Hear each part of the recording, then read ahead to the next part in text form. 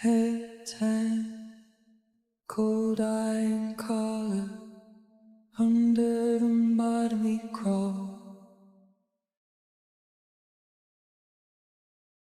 Heavy, the clock stopped ticking now. Silence, buried deep under the frost. Jerusalem ay hindi lang siksikan. Ito ay nasa bingit ng pagsabog. Taong 30 AD, sa gitna ng Paskwa, ang lungsod ay parang isang pressure cooker na anumang sandali ay pwedeng sumabog. Libo-libong mga deboto ang dumagsa. Ang pananabik sa relihiyon ay humalo sa takot sa politika, at sa bawat sulok, ang mga sundalong Romano ay nagmamasid, handang sugpuin kahit ang pinakamaliit na senyales na kaguluhan. Ngunit sa gitna ng lahat ng iyon, may isang lalaki na kumikilos ng may kakaibang katahimikan. Parang alam niya kung saan hahantong ang lahat. Ang nangyari bago arestuhin si Jesus ay hindi isang biglaang pangyayari. Hindi ito simpleng serye ng aksyon. Ito ay isang maingat na nabuo na proseso, isang kadena ng desisyon, takot, estratehiya at tamang tiempo. Dahil bago pa man sumiklab ang mga sulo sa gabi, bago ang halik ng pagtataksil, bago ang tahimik na hardin ng Getsemani, may mga senyales na, may mga pattern, may mga galaw sa ilalim ng ibabaw na tila nagtutulak sa isang resulta na matagal nang nabubuo. Para maintindihan ang sandaling iyon, kailangan nating bumalik ng ilang araw noong pumasok si Jesus sa Jerusalem sa paraang imposibleng hindi mapansin. Hindi ito tahimik, hindi ito lihim, ito ay lantad, emosyonal at puno ng kahulugan. Nagtipon ang mga tao, sinigaw at tinanggap siya bilang hari. At sa isang lupain na kontrolado ng Roma, ang pagtatawag sa isang tao bilang hari ay hindi simpleng simbolo. Ito ay isang panganib. Dahil hindi pinapayagan ng Roma ang anumang uri ng kapangyarihang maaaring humamon sa kanila. Mula sa sandaling iyon, si Jesus ay hindi na lamang guro na naglalakbay. Siya ay naging simbolo. Isang figura na kayang impluwensyahan ang isang populasyon na puno na ng tensyon. At ang mga simbolo, lalo na sa panahon ng kaguluhan, ay mas mapanganib pa kaysa armas. Agad itong nakita ng mga lider ng relihiyon. Masyadong mabilis ang pagtaas ng impluwensya ni Jesus. Ngunit higit pa roon, hinahamon niya ang isang bagay na mas malalim. Kinu-question niya ang mga nakasanayang interpretasyon, inilalantad ang mga kontradiksyon, at ginagawa niya ito sa harap ng maraming tao. Ang galitong impluwensya ay hindi lang nakakagulo, ito ay nagpapahina ng kontrol. At sa isang sistema kung saan ang relihiyon at politika ay magkabit, ang pagkawala ng kontrol ay katumbas ng pagkawala ng kapangyarihan. Ngunit hindi lamang sila ang nagmamasid, ang Roma ay din ay nakatingin. Hindi interesado ang imperyo sa mga usaping teolohikal. Ang mahalaga sa kanila ay kaayusan. Kailangang mapanatili ang kontrol sa anumang halaga. Sino mang makakaakit ng malaking bilang ng tao at may bahid ng pamumuno ay agad na nagiging banta. At malinaw ang pattern ng Roma. Kumilos ng maaga, kumilos ng tiyak, at ipakita ito sa lahat. Ngulit si Jesus ay kakaiba. Hindi siya nag-oorganisa ng rebelyon, hindi siya nananawagan ng karahasan. Nagsasalita siya tungkol sa isang kaharian, ngulit hindi ito kahariang maaaring iguhit sa mapa. At iyon ang nagpalala sa sitwasyon, dahil ang mga ideya ay mas mahirap kontrolin kaysa hukbo. at ang kawalang kaatikalan ay nagsimulang kumalat. Sa likod ng mga seradong pinto, nagbago ang mga usapan. Ang Sanhedrin, ang konsilyong namamahala sa kaayusang relihiyoso, ay nagsimulang magplano. Ngunit hindi sila maaaring kumilos ng lantaran. Iginagalang pa ng mga tao si Jesus. Ang isang pampublikong aresto ay maaaring magdulot ng kaguluhan na nais nilang iwasan.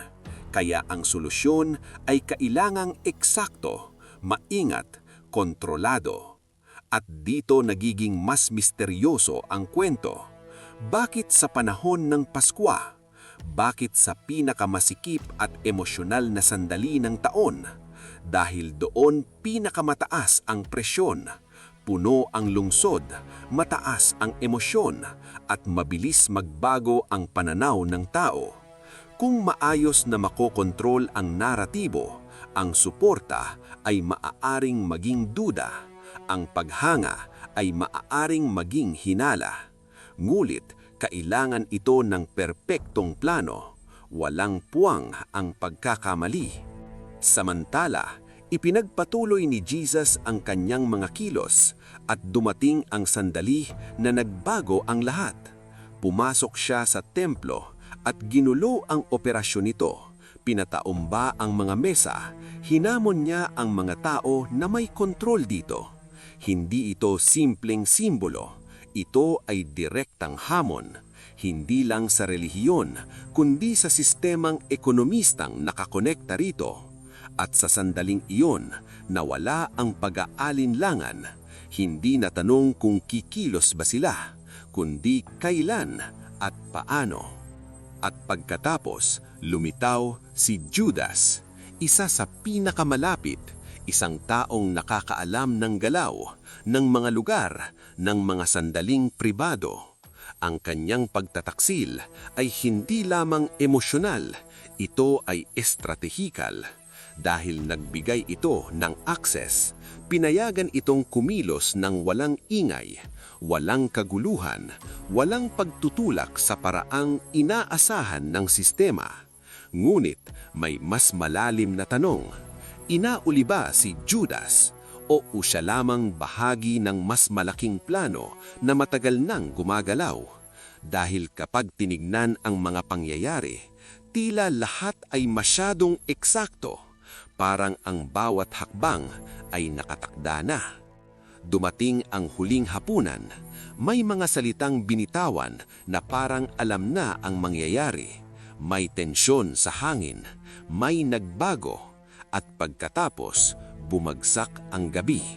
Getsemani, usang tahimik na lugar, malayo sa ingay ng lungsod.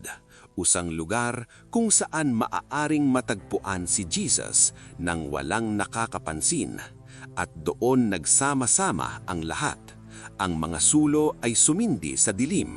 Dumating ang mga sundalo, sumunod ang mga bantay ng templo, at si Judas ang nanguna. Ang pag-aresto ay hindi magulo.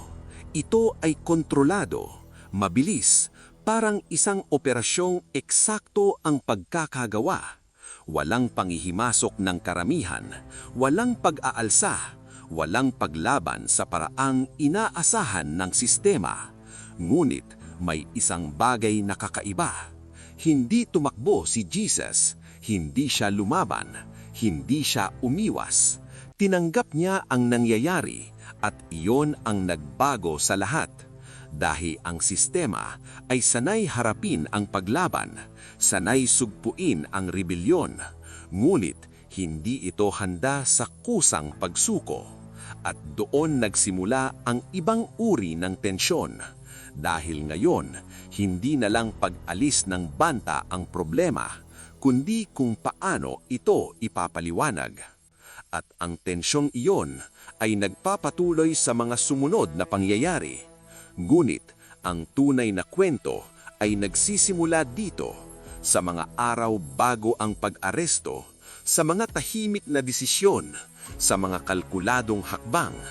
Dahil ang kasaysayan ay hindi lamang nabubuo sa mga nakikita natin, Ito ay nabubuo sa mga desisyong ginagawa bago pa man mangyari ang lahat. Ang pag-aresto ni Jesus ay hindi simula. Ito ay resulta, ang huling hakbang ng isang proseso na matagal nang umuusod. At dito pumapasok ang isang mahirap na tanong. Ilang pangyayari sa kasaysayan ay mukhang biglaan, ngunit dahan-dahan na buo. Ilang resulta ang akala natin ay hindi maiiwasan, ngunit hinubog lamang ng takot at desisyon ng tao. Dahil ang nangyari bago arestuhin si Jesus ay hindi lang kwento ng kasaysayan. Isa itong pattern, isang halimbawa kung paano kumikilos ang sistema kapag ito ay natatakot, kung paano nag-a-adjust ang kapangyarihan, kung paano pinapabilis ng takot ang desisyon, at kung paano ang mga tao ay nagiging bahagi ng isang bagay na mas malaki sa kanila. Sa huli, nananatili ang tanong, hindi lang kung ano ang nangyari, kundi bakit ito nangyari sa ganitong paraan. At marahil, ang sagot ay wala sa nakikitang aksyon, kundi sa mga puwersa na hindi natin nakikita.